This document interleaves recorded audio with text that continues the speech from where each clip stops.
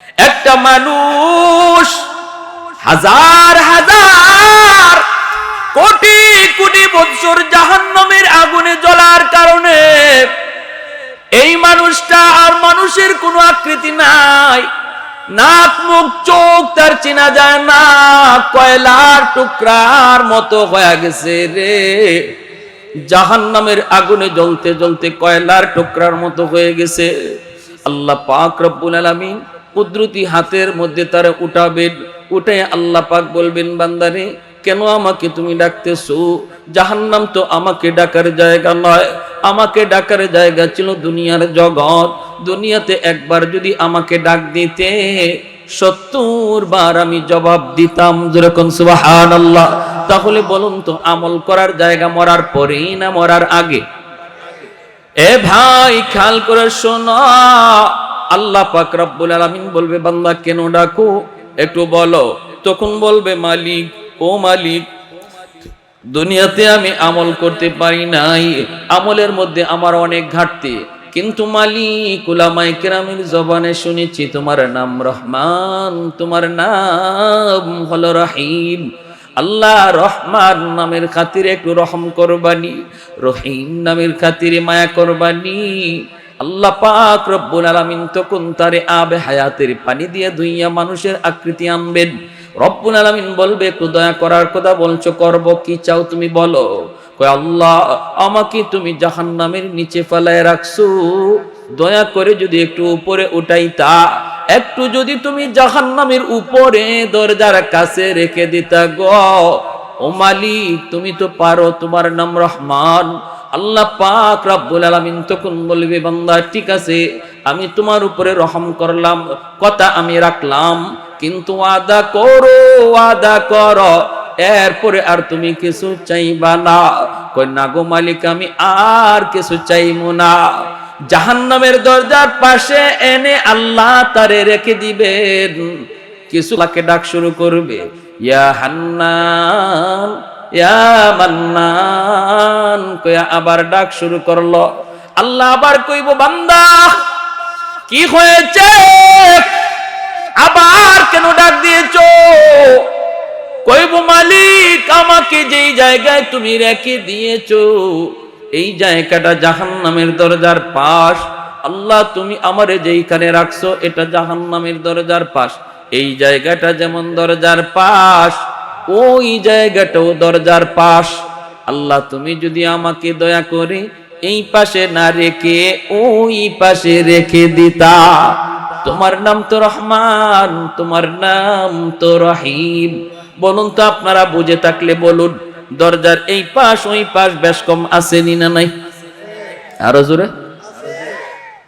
এই পাশ হলো জাহান্নামের ভিতর, আর সে এখন যে পাশে যাইতে চায় এটা জাহান্নামের বাহির।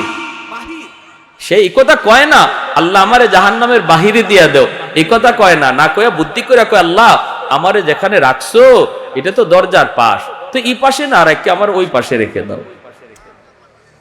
আল্লাহ পাক রব্বুল আলামিন তখন বলবে, বান্দা তুই না ওয়াদা করেছিলি আর কিছু চাইবি না? কয়, মালিক আমি তোমার দয়ার কাঙ্গাল, আমি তোমার মায়ার কাঙ্গাল। আল্লাহ তুমি তো দয়া করলে কারো কাছে তোমার জবাব দেওয়া লাগবে না। রব্বুল আলামিন তখন বলবে, বান্দারে ঠিক আছে, তোর কথা আমি রাখলাম, দরজার ওই পাশেই রেখে দিলাম, কিন্তু ওই পাশটা তো জাহান্নামের বাহির। বুদ্ধি করে তুই কথা বলছো নে, আমি তোর কথা রাখলাম, কিন্তু ওয়াদা কর এরপরে আর কিছু চাইবা না। এরপরে আর কিছু? কয়, মালিক ওয়াদা করলাম, আর কিছুই চাইমু না, কিছুই চাইমু না। আল্লাহ পাকের কাছে দ্বিতীয়বার ওয়াদা করলো। আল্লাহ তারে জাহান্নামের বাহিরে এনে রেখে দিলেন। কিছু দূর যাবার, কিছুক্ষণ যাবার পরেই সে তাকায়া দেখে, ওই যে দেখা যায় জান্নাতের গেট। জান্নাতের গেটটা তার নজরে পড়লো। জান্নাতুল ফেরদাউস, জান্নাতুন নাঈম, জান্নাতুল মাওয়া। জান্নাতের গেটটা দেখে আবার ডাক শুরু করে দিছে, মালিক। আল্লাহ পাক তখন কইব, বান্দারে কেন আবার ডাক দিলি? কয়, মালিক আমারে তুমি যেই জায়গায় রাখছো এই জায়গাটা জাহান্নামের ভিতরেও না, জান্নাতের ভিতরেও না। আল্লাহ আমাকে যেখানে রাখছো এখানে রাখা যে কথা, জান্নাতের গেইটের পাশে রাখা এক কথা। ওই বুঝে আসছে আপনাদের? আমি বলি না আমাকে জান্নাত দিয়া দাও, গেইটের পাশে একটু রেখে দাও, এখানে রাখা আর ওখানে রাখা এক কথা। আল্লাহ পাক রব্বুল আলামিন কয় বান্দা আমিও তো বুঝি এক কথা ওই, কিন্তু তুই না ওয়াদা করেছিলি এরপরে আর কিছু চাইবি না। তখনই কই মালিক আমি তোমার দয়ার কাঙ্গাল, আমি তোমার মায়ার ভিখারি। আল্লাহ বলেন বান্দা নে, এই কথাও আমি রাখলাম, তোর জান্নাতের গেটের পাশেই রাখলাম, তবে ওয়াদা কর এরপরে আর কিছু চাইবি না। কই মালিক আর কি চাওয়ার আছে, এতদূর পর্যন্ত আইছি এটাই শুকরিয়া, এর বেশি আর কেমনে চাইমু, আমার পুঞ্জি নাই, আমার তো মূলধন নাই। আল্লাহ বললেন ঠিক আছে ইয়াদ রাখিস, জান্নাতের গেটের পাশে এনে যখন আল্লাহ রেখে দিলেন, এইবার সে জান্নাতের ভিতরটা দেখার জন্য পাগল, একটু ছিদ্র তালাশ করে, ছিদ্র দিয়া জান্নাতের ভিতরটা একটু দেখবে। আল্লাহ পাক রব্বুল আলামিনের মানসা হলো তারে আল্লাহ পাক জান্নাতের ভিতর দেখাবে। এরে যুবক, আজকে কোন নেশায় পড়ে তুমি এত পাগল হইছো? কোন পাগলে তোমারে পাইছে?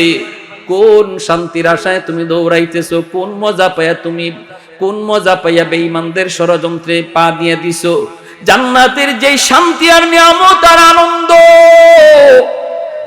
আল্লাহ পাক জান্নাতের গেট অল্প এক পলকের জন্য আল্লাহ গেটটা একটু ফাঁক করে দিবে তার এক নজর দেখার জন্য। সুবহানাল্লাহ জোরে কোন। যেই মাত্র নজরটা একটু এক পলকের জন্য জান্নাতের ভিতরে পড়ছে, সাথে সাথে আবার গেট লেগে গেল। এক পলকের জন্য জান্নাতের আরামাইশ, আনন্দ আর চিত্ত বিনোদনের যেই দৃশ্য আল্লাহ রেখে দিয়েছে, এই দৃশ্য দেখা মাত্রই আবার পাগল হইয়া ওয়াদার কথা বইলা আবার ডাক শুরু করছে। আল্লাহ আবার বলবে বান্দা আবার কেন ডাক দিলি? তখনই কয় আল্লাহ আমারে কি দেখাইছো তুমি? এতদিন দেখি নাই, ভালোই তো ছিলাম, দেখে তো পাগল হয়ে গেলাম। আল্লাহ কি রাখছো তুমি জান্নাতের ভিতরে? আদাতুল ইবাদিয়াস সালিহিন মা লা আইনুন রাআত ওয়ালা উযুনুন সামিআত ওয়ালা খাতারা আলা কলবি বাশার। আল্লাহ নিজে বলেন জান্নাতের ভিতরে এমন আরাম আয়েশ আমি আল্লাহ রেখে দিয়েছি, তোমাদের চোখ কোনোদিন এমন আরাম আয়েশ দেখে নাই, কান কোনোদিন এমন আনন্দ আরাম আয়েশের কথা শুনে নাই, এমনকি তোমাদের অন্তর কোনোদিন কল্পনাও করতে পারে নাই। এত আনন্দ এত আরাম আমি জান্নাতে রেখে দিয়েছি রে বান্দা।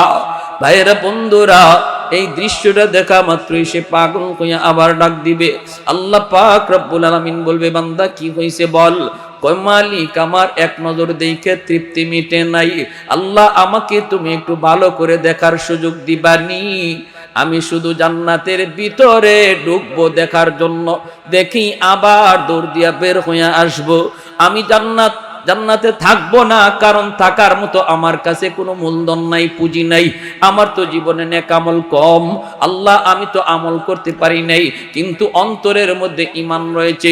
নবী বলেন লা ইয়াদখুলুন নারা আহাদুন ফি কলবিহি মিসকালু হাববাতি খারদালিম মিন ঈমান। ঈমানের সরিষা পরিমাণ দানাও যার অন্তরে থাকবে, আল্লাহ তারও চিরকাল জাহান্নামে জ্বালাবে না। জোরে কোন সুবহানাল্লাহ। আল্লাহ পাক রব্বুল আলামিন কইব বান্দা এবার তুই নিজে বল কতবার তুই ওয়াদা করলি আর কতবার ভাঙলি রে? তখনও কইব মালিক আমি তোমার দয়ার কাঙ্গাল, আমি তোমার মায়ার কাঙ্গাল। আল্লাহ পাক তখনও তার উপরে দয়া করবে। কেন দয়া করবে না? কারণ আল্লাহর মানসাই হলো তারে জান্নাত দেওয়া, সর্বশেষ জান্নাতি। এরপরে কোন লোককে আল্লাহ আর জান্নাতে দিবে না, সেই সর্বশেষ জান্নাতের দরজা আল্লাহ সিলগারা মারবে, আর কোন মানুষ জান্নাতে ঢুকতে পারবে না।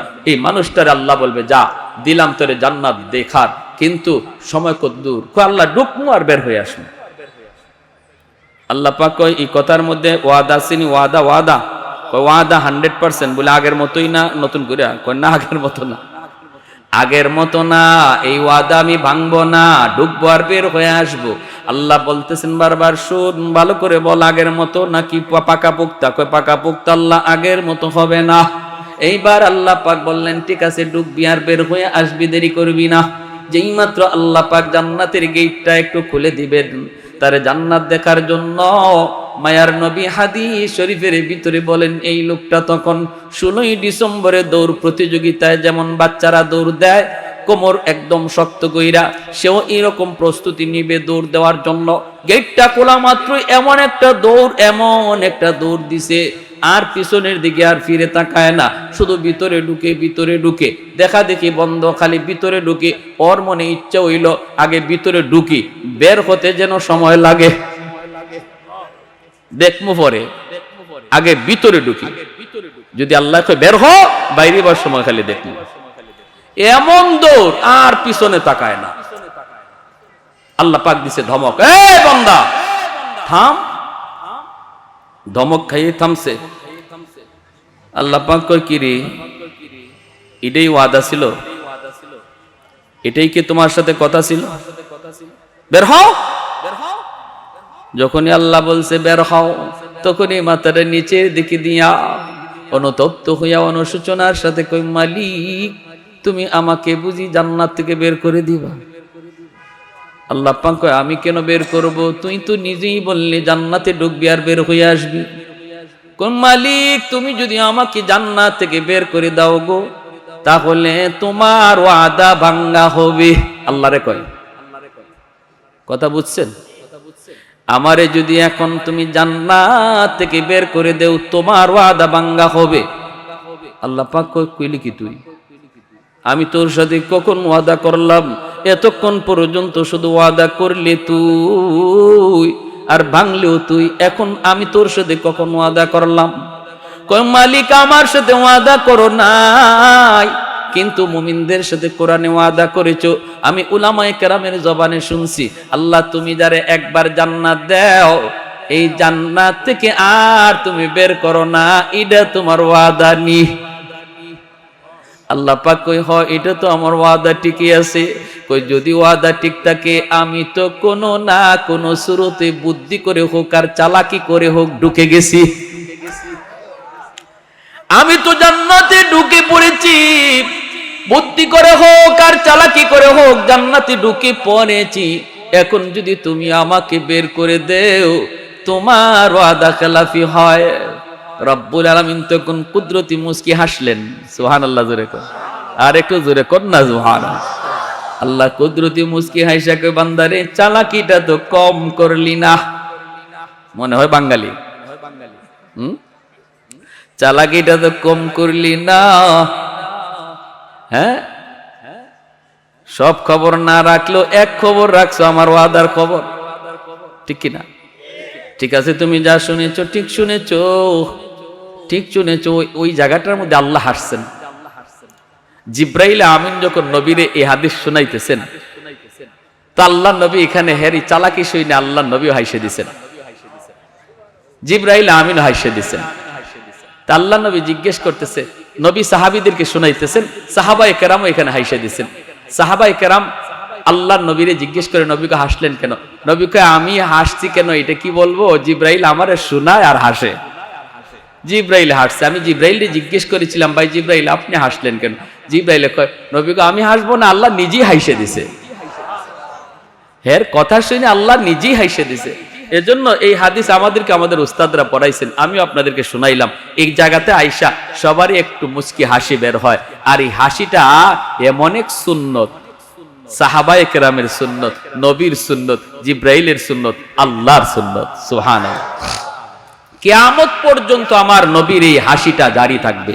এজন্য হাদিসের পরিভাষায় এই হাদিসটাকে হাদিসে মুসালসাল বিদ্দেহেক বলা হয়। এজন্য বলছিলাম হাসি আনন্দ ইসলামে আছে, নবীজিও কৌতুক করেছেন। এরপরে ঘটনাটা কি হয়েছে তার সাথে আমি পরে বলতেছি, শুধু একটু কথা বলে নেই। নবীজি একবার সাহাবায়ে কেরামদেরকে নিয়ে এরকম ভাবে গুল হইয়া বসছেন, আর নবী বলতেছেন, সাহাবীরা শোনো, খেজুর তো মাঝখানে আছে, খেজুর খাবা ভালো কথা, কিন্তু ফাঁকে আমার কিছু কথা শুনো, দ্বীনি আলোচনা। খেজুরও খাও, দিনের কথাও শোনো। সাহাবায়ে কেরাম গুল হইয়া বসছেন, নবীজির পাশেই বসছেন নবীজির দামান, আমাদের সিলেটি ভাষায় কয় দামান, আপনারা বলেন মেয়ের জামাই, ঠিক না? জামাতা কিনি কে? হযরত আলী রাদিয়াল্লাহু তাআলা আনহু। 4 খলিফার মধ্যে প্রথম 2 খলিফা নবীর কি হন? শ্বশুর। জিগাও নে, খেলোয়াড়ের নাম যুবকরা সবার আগে কইব, কিন্তু এই জিনিসের খবর নাই। 4 খলিফা, প্রথম 2 খলিফা নবীর কি হন? শ্বশুর। পরের 2 খলিফা জামাই, হযরত ওসমান গনি আর হযরত আলী রাদিয়াল্লাহু তাআলা আনহু, এই দুজন হলেন নবীজির মেয়ের জামাই। আর আবু বকর সিদ্দিক আর হযরত ওমর রাদিয়াল্লাহু তাআলা আনহুমা, তারা হলেন নবীজির শ্বশুর। তো আলী রাদিয়াল্লাহু তাআলা আনহু নবীজির মেয়ের জামাই, অর্থাৎ খাতুনে জান্নাত ফাতেমা রাদিয়াল্লাহু তাআলা আনহাকে নবী আলীর কাছে বিয়ে দিয়েছিলেন, এই হিসাবে জামাই। আবার আরেক সম্পর্কে চাচাতো ভাই। তো পাশে বসা নবীজির, খেজুর খাওয়া চলছে, নবীজি দ্বীনের আলোচনা করতেছেন, সবাই আলোচনা শুনতেছে আর খেজুর খাইতেছে। খেজুর খাওয়া শেষ, আলোচনা শেষ। এইবার নবী বলেন, শোনো, অনেক আলোচনা হলো, মাঝখানে একটা খেজুরের স্তূপ, এটাও শেষ। খাওয়াও চলছে, আলোচনা হইছে, এখন বোঝা দরকার কে কি পরিমাণ খেজুর খাইল, একটু বোঝা লাগবে। সাহাবায়ে কেরাম বলে, নবী গো, কেমন করে বুঝবো? খেজুর তো ফেটে গেছে, কার ফেটে কদ্দুর ঢুকছে এটা বুঝবো কেমনে? নবী কই, বোঝার সুরত আছে, যার সামনে যেই পরিমাণ বিচি বোঝা যাবে সে ওই পরিমাণ খাইছে, ঠিক না? সবাই যার যার উরের দিকে তাকাইছেন, দেখেন না বিচি মিল মতোই আছে, যা খাইছেন তাই আছে। কিন্তু সবাই নজর করে যখন আলীর দিকে তাকান, দেখেন আলীর সামনে খেজুরের বিচির স্তূপ, ডাবল বিচি, গিলা দেওয়া। এখন সাহাবায়ে কেরাম চোখ বড় বড় করে ফেলছে, আরে বাপরে, আলী যে এত বড় খাদক, এটা তো আগে জানি না। হ্যাঁ, আমরা নবীজির হাদিস শুনতেছি, কথা শুনতেছি, হ্যাঁ, মনোযোগ আমাদের এদিকের। আর আলী তো দেখা যায় ফাঁকে দিয়ে খেজুর 2টা করে মারছে, বুঝছেন? এখন হযরত আলী রাদিয়াল্লাহু তাআলা উনি নিজের উরে তাকাইছেন, নিজের দিকে তাকায় উনি বেকুব বনে গেছে, ইন্না লিল্লাহ, আমার সামনে এত বিচি কি? আমি তো এত খেজুর খাই নাই, আমার সামনে এত বিচি। আর সবাই ওনার দিকে তাকাইতেছে, চোখ বড় বড় করে, উনি পড়ে গেছে শরমের মধ্যে, লজ্জায়। কিছু মানুষ আছে দেখবেন, আপনি যত কথাই কন, কথা কইবেন আপনি কন, কিন্তু হের খানা বন্ধ নাই, ঠিক না? আর কিছু মানুষ আছে কথা কওয়ার সময় যদি, খানা খাওয়ার সময় যদি কথা কয়, হ্যাঁ, হাতে খানা প্লেটের মধ্যে হাত রেখে বয়ে থাকে, খাইতেই পারে না। আর মাশাআল্লাহ কেউ আছে মেশিন চলছে, তুমি যত গল্পই করো মেশিন চলবো, ঠিক কিনা? ওই অবস্থায় আল্লাহর নবী, রহমতের নবীও তাকাইছেন, সবাই তাকাইছে আলীর দিকে। আলী চিন্তায় পড়ে গেছেন যে আমি তো এত খেজুর খাই নাই, বিচি আসলো কোত্থেকে? হঠাৎ করে তাকাইছেন শ্বশুরের দিকে, নবীজি পাশেই বসা, দেখেন আল্লাহর নবীর সামনে খেজুরের বিচি একটাও নাই, একদম খালি। অথচ নবী খেজুর খাইছেন। আলী কেমন বুদ্ধিমান ছিলেন, আলী তো টের পেয়ে গেছেন যে আচ্ছা, আমার শ্বশুর তো এখানে আমার একটা লজ্জায় পালাইছেন, শরম দেওয়ার চাইছেন। শ্বশুরে খেজুর খাইছেন ঠিক, আর গোপনে গোপনে বিচি রাখছেন আমার সামনে। নবীজি খেজুর খাইছেন ঠিকই, কিন্তু বিচি রাখছেন জামাইয়ের উড়ো, জামাইয়ের সামনে, জামাইয়ের শরম দেওয়ার জন্য। শ্বশুর জামাই পাশাপাশি বসা যায় তো? আপনাদের এলাকায় বসে? বিভিন্ন জায়গায় শ্বশুর সামনে জামাই আসতে চায় না, শরম পায় না, এটা নিয়ম না। শ্বশুরের কাছে বসে গল্প করা যায়, শ্বশুরের কাছে বসা যায়, হারাম জায়গায় বসা যায় না। শালির সামনে বসবেন না, এটা হারাম। হ্যাঁ, এটা হারাম, এটা হারাম। যতই আপনার চাচতলি, চাচি শাশুড়ি হোক, তার সাথে পর্দা করা ফরজ, সামনে যাওয়া হারাম।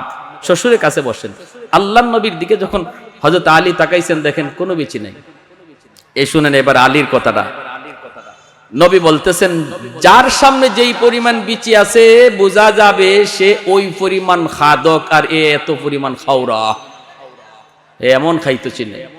হযরত আলী বলেন, ইয়া রাসূলুল্লাহ, আমার একটা কথা আছে। কি কথা? যার সামনে যেই পরিমাণ বিচি আছে বোঝা গেল এই পরিমাণ খাইছে, এটা ভালো কথা, কিন্তু যিনি খেজুরের সাথে বিচি সহ খাইছে ইনি কত বড় খাওরা। বুঝছেন কেমন হইছে? আমরা তো বিচি রাখছি, কিন্তু আমাদের মাঝে এমনও কেউ আছে যিনি বিচি সহ খাইলিছে। আল্লাহর নবী মুস্কি হাইসা বলেন, আলী ঠিকই তুমি, আনা মদিনাতুল ইলমি ওয়া আলিয়ুন বাবুহা, আমি ইলমের শহর আর আমার আলী হলো শহরের দরওয়াজা। জোরে কোন সুবহানাল্লাহ, আল্লাহু আকবার। এজন্য বলতেছিলাম বিনোদনের অনুমোদন ইসলামে আছে, তবে সেটা গান বাজায়া নয়, নারী পুরুষের ডলাডলি করে নয়। আজকে 16ই ডিসেম্বর বাংলাদেশের একটা স্বাধীনতা দিবস, হ্যাঁ আনন্দ করেন, মজাক করেন, হ্যাঁ করেন, একটু আনন্দ হবেই তো, এটা স্বাধীনতা। তাই বইলে কি এটা ওই মহিলাদেরকে নিয়ে রাস্তায় ঘুরতে হবে আর রাস্তায় ডেস্ক স্টেপ বাজাইয়া গান বাজাইয়া আনন্দ করতে হবে? এর তো কোনো অনুমতি শরীয়তে নাই, ঠিক কি না? আমার আনন্দ, বিনোদন, হাসি সব কিছু একটা লিমিটের ভিতরে থাকবে, ইসলামের গণ্ডির ভিতরে। গণ্ডির ভিতরে থেকে আপনি বিনোদন করেন, আনন্দ করেন, শরীয়তে এলাও, কিন্তু গণ্ডির বাহিরে যাবেন এটার কোনো এলাও নাই, ঠিক কি না? যখনই এই লোকটা কইছে আল্লাহ তুমি ওয়াদা ভঙ্গ করবা, আল্লাহ বলছে ঠিক আছে, আমার ওয়াদার খবর তুমি জানছো, কথা ঠিক, আমার ওয়াদা, যাও আমি তোমার জান্নাত দিয়েই দিলাম। জোরে কর সুবহানাল্লাহ। ভাইয়ের আমার, তাহলে এই জায়েজ না জায়েজ, হালাল হারামের কথাগুলি, শরীয়তের বিধিবিধানগুলি আজকে আমাদের যুব সমাজ জানে না। তাদেরকে জানানো প্রয়োজন, কাছে টানা প্রয়োজন, দিল থেকে মহব্বত করে কাছে আনা প্রয়োজন। বাবা যুবক, বুঝাইলে অনেক যুবকই বুঝে, আলহামদুলিল্লাহ, ঠিক কিনা? অনেক যুবকের পরিবর্তন এসেছে, অনেক যুবকের পরিবর্তন। ফোন দেয় আমাদেরকে, হুজুর আমার জীবন চেঞ্জ হয়ে গেছে, হুজুর আমি আমার পথ বদলাই